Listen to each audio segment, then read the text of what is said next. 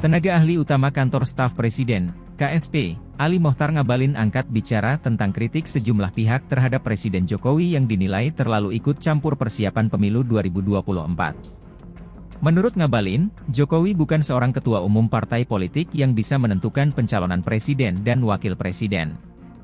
Kan Jokowi bukan ketum parpol seperti SBY kan? Jokowi bukan ketum parpol seperti Megawati saat jadi presiden kan Jokowi bukan ketum parpol.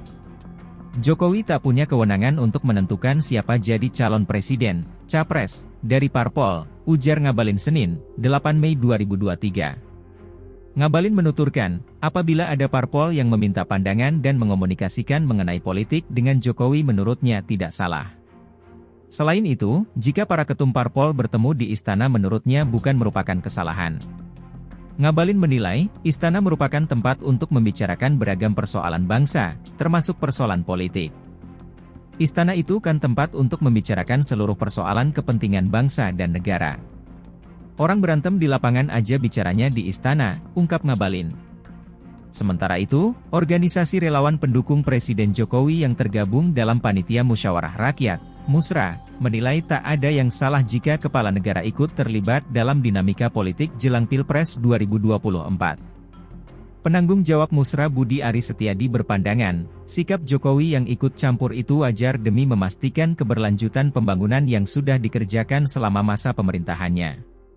Menurut hemat kami, salah juga kalau Pak Jokowi enggak ikut campur dalam Pilpres 2024, yang dipertaruhkan Pak Jokowi apa? Legacy. Jangan sampai apa yang sudah dibuat pemerintahan Pak Jokowi mulai lagi dari nol, kata Budi Ari di Istora Senayan, Jakarta.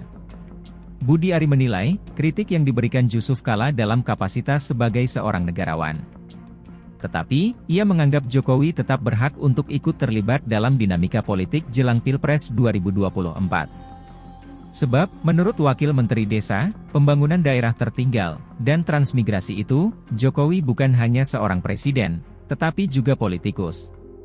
Kalau soal mengumpulkan partai politik, memang pemerintahan sebelumnya enggak melakukan pengumpulan partai politik, ujar Budi Ari.